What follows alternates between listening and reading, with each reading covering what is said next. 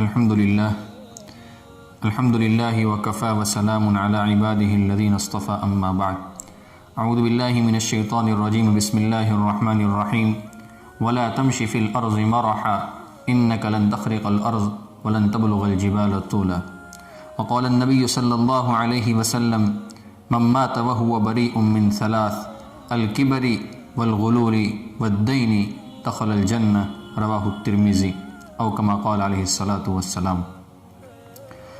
اللہ تعالیٰ نے فرما برداروں کے لیے جنت اور نافرمانوں کے لیے جہنم تیار کر رکھی ہیں۔ اب سوال یہ ہوتا ہے کہ ہم جنت کو کیسے حاصل کریں اور جہنم سے کیسے بچیں؟ اس کا جواب اللہ کے نبی صلی اللہ علیہ وسلم کی تعلیمات میں جا بجا ملتا ہے۔ آپ صلی اللہ علیہ وسلم کبھی جہنم سے بچنے کی تلقین فرماتے اور کبھی جنت کی نعمتوں کو اپنانے کی ترغیب دیتے۔ کبھی وہ احکام بتلاتے جن پر عمل کر کے انسان جنت کا مستحق بن جاتا ہے، اور کبھی بعض ان کاموں سے روکتے جن کا ارتکاب کر کے انسان خود کو جہنم کا ایندھن بنا لیتا ہے۔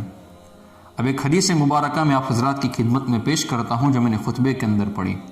یہ روایت ترمذی شریف کی ہیں، حضرت ثوبان رضی اللہ تعالیٰ عنہ اس روایت کے راوی ہیں۔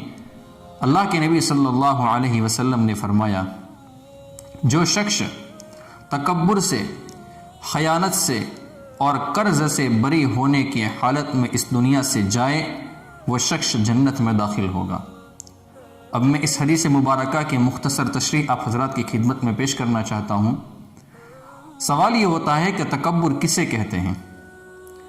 اچھا لباس پہننا، اچھی گاڑی چلانا اور اچھے مکان میں رہنا یہ نہ زہد کے خلاف ہے اور نہ ہی یہ تکبر کی علامت ہے، بلکہ اللہ تبارک و تعالیٰ کی دی ہوئی نعمتوں کو استعمال کر کے اللہ تبارک و تعالیٰ کا شکر ادا کرنا یہ شریعت کے اندر مطلوب ہے۔ اور تکبر کسے کہتے ہیں اور اس سے کتنا بچنا ضروری ہے؟ حق بات سامنے آ جانے کے باوجود اس کو قبول نہ کرنا اور اپنی غلط بات پر ڈٹے رہنا، اور مزید یہ کہ لوگوں کو حقیر اور خود کو عقل مند سمجھنا یہ تکبر کہلاتا ہے۔ ایک مرتبہ اللہ کے نبی صلی اللہ علیہ وسلم کے سامنے ایک شخص نے سوال کیا۔ مسلم شریف کی روایت ہے، حضرت عبداللہ بن مسعود رضی اللہ تعالیٰ عنہ فرماتے ہیں کہ اللہ کے نبی صلی اللہ علیہ وسلم نے فرمایا کہ وہ شخص جنت میں داخل نہیں ہوگا جس کے دل میں ذرہ برابر تکبر ہوگا۔ یہ بات سن کر ایک شخص نے عرض کیا کہ یا رسول اللہ، بندہ اپنے لیے اس بات کو پسند کرتا ہے کہ میں اچھے کپڑے پہنوں، اچھا جوتا پہنوں۔ آپ صلی اللہ علیہ وسلم نے فرمایا، جوتی کپڑے کے اچھا ہونے میں کوئی حرج کی بات نہیں ہے، کیونکہ اللہ تعالیٰ کی ذات حسن و جمال والی ہے اور حسن و جمال کو پسند بھی فرماتے ہیں۔ ہاں البتہ تکبر یہ ہے کہ انسان حق بات کا انکار کرے اور مخلوق خدا کو اپنے سے حقیر اور کمتر سمجھے۔ اور میرے دوستو، متکبر انسان کتنا ذلیل ہوتا ہے وہ ہمیں اللہ کے نبی صلی اللہ علیہ وسلم کے ایک حدیث مبارکہ سے پتہ چلتا ہے۔ شعب الایمان للبیہقی کی روایت موجود ہیں۔ حضرت عابس ابن ربیعہ رحمۃ اللہ علیہ فرماتے ہیں کہ ایک مرتبہ حضرت عمر رضی اللہ تعالیٰ عنہ نے ممبر پر خطبہ دیتے ہوئے یہ بات ارشاد فرمائی کہ لوگوں، تواضع، انکساری اور عاجزی اختیار کرو، کیونکہ میں نے رسول اللہ صلی اللہ علیہ وسلم سے یہ بات سنی ہے کہ جو شخص اللہ کو راضی کرنے کے لیے تواضع، انکساری، عاجزی اختیار کرے گا، اللہ رب العزت اس شخص کو بلندی عطا فرمائیں گے، اور وہ خود کو بے حیثیت سمجھتا ہوگا جبکہ لوگوں کی نظروں میں اس کی بڑی عظمت اور حیثیت ہوگی۔ اور جو شخص تکبر اختیار کرے گا، سننا، اور جو شخص تکبر اختیار کرے گا، اللہ رب العزت ایسے شخص کو لوگوں کی نظروں میں حقیر اور بے حیثیت بنا دیں گے جبکہ وہ خود کو بہت بڑا سمجھتا ہوگا۔ ایسا شخص لوگوں کی نظروں میں کتے اور خنزیر سے زیادہ بے حیثیت ہو کر رہ جائے گا۔ کتنی زبردست بات اللہ کے نبی صلی اللہ علیہ وسلم نے ہمیں ارشاد فرمائی ہیں۔ جو حدیث مبارکہ میں نے پڑھی اس میں دوسری بات کیا ہے جس سے بچنے کا حکم اس حدیث میں ہمیں دیا گیا ہے؟ آپ صلی اللہ علیہ وسلم نے فرمایا، جو شخص اس حالت میں دنیا سے رخصت ہو کہ وہ خیانت سے بری ہو، پاک صاف ہو، تو ایسا شخص جنت میں داخل ہوگا۔ خیانت اور کسی کا حق دبانا یہ ایسا بڑا گناہ ہے جس کی وجہ سے انسان کی نیکیاں ضائع ہو جاتی ہیں۔ قیامت کے روز ایسے شخص کی نیکیاں حقداروں کو دے دی جائے گی اور اس کا نامہ اعمال نیکیوں سے خالی ہو جائے گا، اللہ کی پکڑ اس پر پڑے گی جس سے یہ بندہ بچ نہیں سکتا ہے۔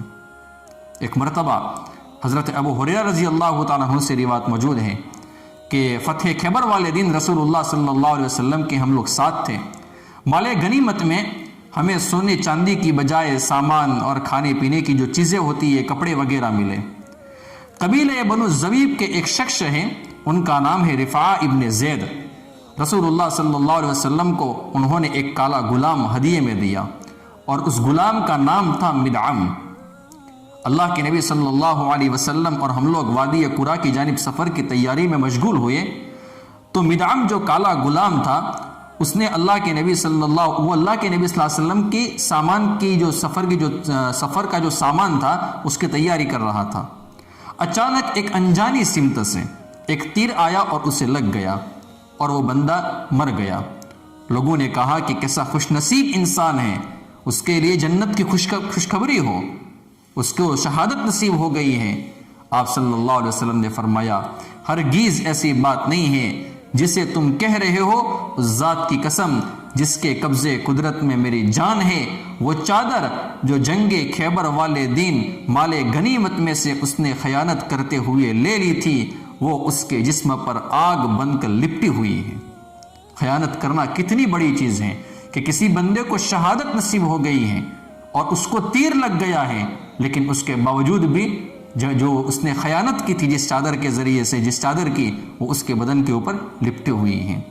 تیسری چیز جس سے بچنے کا حکم اس حدیث مبارکہ میں دیا جا رہا ہے وہ ہے قرض۔ آپ صلی اللہ علیہ وسلم نے فرمایا، جو شخص اس حالت میں دنیا سے رخصت ہو کہ اس کے ذمے کسی کا قرض ادا کرنا ہو تو ایسا شخص جنت میں داخل نہیں ہوگا۔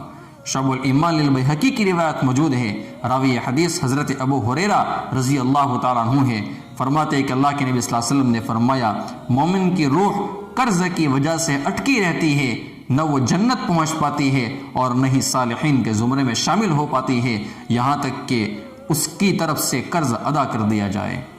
قرض لے کر واپس نہ کرنا، ٹال مٹول سے کام لینا، قرض خاصے وعدے پر وعدے کرتے جانا، اسباب و وسائل کے موجود ہونے کے باوجود قرض کی ادائیگی میں تاخیر کرنا ہمارے معاشرے کا حصہ بن کر رہ گیا ہے۔ بعض نام نہاد دیندار کہلانے والے لوگ بھی اس جرم سے اپنی حفاظت نہیں کر پا رہے ہیں۔ یاد رکھے، ایسا جرم ہے، یہ ایسا جرم ہے کہ کوئی بھی نیکی اس کی معافی کا ذریعہ نہیں بن سکتے ہیں، یہاں تک کہ شہادت والی باسعادت موت بھی مل جائے جس سے باقی گناہ معاف ہو جاتے ہیں، لیکن یہ جرم شہادت والی موت سے بھی معاف نہیں ہوتا ہے۔ مسند احمد کی روایت موجود ہے، حضرت عبداللہ ابن عمرو ابن العاص رضی اللہ تعالیٰ عنہ سے روایت موجود ہے، اللہ کے نبی صلی اللہ علیہ وسلم نے فرمایا، شہید کی مغفرت کرتے ہوئے اس کا ہر گناہ معاف کر دیا جاتا ہے، سوائے قرض کے وہ معاف نہیں ہوتا ہے۔ اللہ تعالی ہمیں ایسے تمام کاموں سے بچنے کی توفیق عطا فرمائے جن کے بارے میں وعید مذکور ہے، اور ایسے تمام کام کرنے کی توفیق عطا فرمائے جن کے بارے میں بشارت موجود ہے۔ اللہ تبارک و تعالی ہم سب کو قبول فرمائے، اور اللہ تبارک و تعالی ہمیں جہنم سے پناہ عطا فرما کر جنت الفردوس، جنت عدن اور دار السلام میں اعلیٰ سے اعلیٰ مقام عطا فرمائے۔ آمین۔ وآخر دعوانا ان الحمد للہ رب العالمین۔